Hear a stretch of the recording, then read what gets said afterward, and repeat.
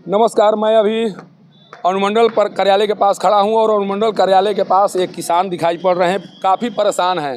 हम लोग जो खबर बना रहे थे तो काफ़ी परेशान दिखाई पड़ रहे थे। क्या है परेशानी का कारण? बड़ा परेशान दिखाई पड़ रहे हैं। परेशानी यही है सर कि किसान जो है महंगाई सस्ताई करता है, सरकार नहीं करता है। जब किसान ज़्यादा चाउर पैदा कर देगा तो सस्ताई होगा, आलू ज़्यादा पैदा कर देगा तो सस्ताई होगा, गोभी ज़्यादा पैदा कर देगा किसान है। किसान के कौन टाइम पर बीज मिले? आज प्याज महंगाई हो रहा है, प्याज के कितने सरकार व्यवस्था दिया, लहसुन के कितने व्यवस्था दिया, किसान के घर घर में जाके कि रोपो, पौधा लगाओ, फल लगाओ, कितना दिया? उसी का मिल रहा है कि जो नहीं सेवा करता है।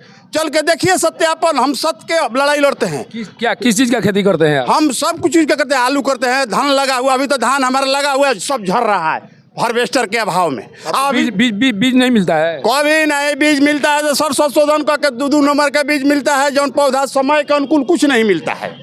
जो समय के अनुकूल मूंग मांगते हैं, एक में मूंग रोपे 3 बीघा, एक को नहीं फरा। डायमंड किस अंचल में घर पड़ता है? हमारा डेहरी प्रखंड में हुआ सर।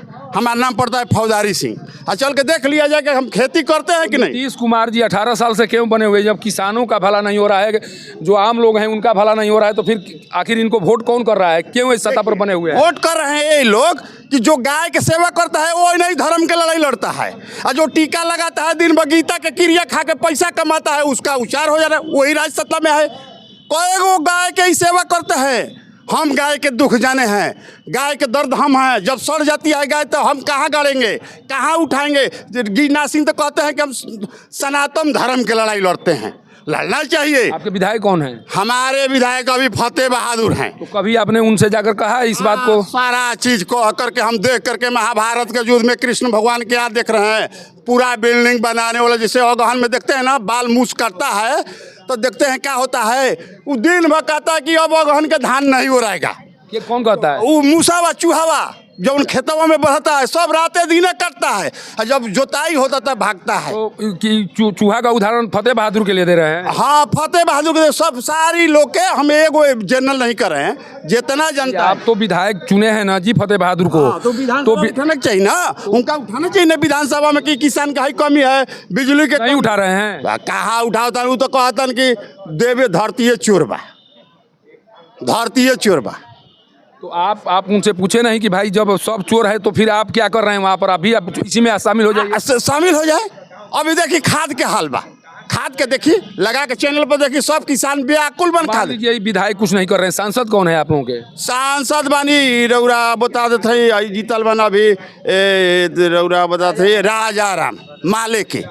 माले के तो माले के लोग तो कहते हैं कि हम किसान के समर्थक हैं, मजदूर के समर्थन में हमारा काम चलता है, तो वो भी कुछ नहीं कर रहे हैं। एक बेर राजाराम से कहते लाठी खाए के बाद सरकार में, लाठी खाए के बाद सरकार में, जेल में जाए के बाद सरकार में, उठता चोल को तवाल के डांटे।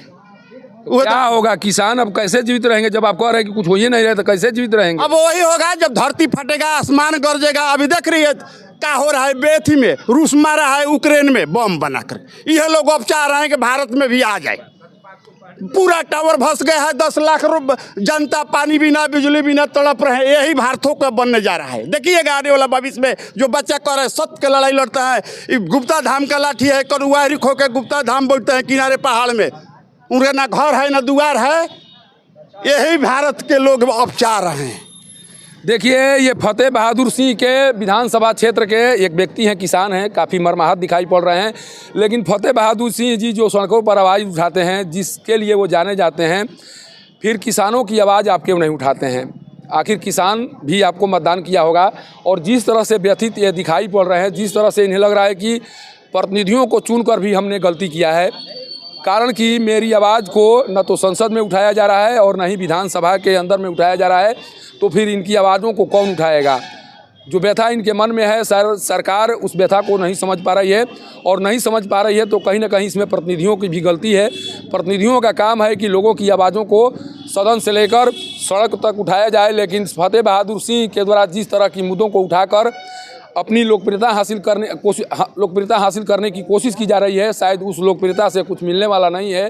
कारण कि जब तक से किसान फटहाल रहेगा, जब तक से किसानों के चेहरे पर मायूसी रहेगी, तब तक से आप इस तरह की मुद्दों को उठाकर लोकतंत्र में न तो जनता का भला कर सकते हैं, न तो किसानों का भला कर सकते हैं।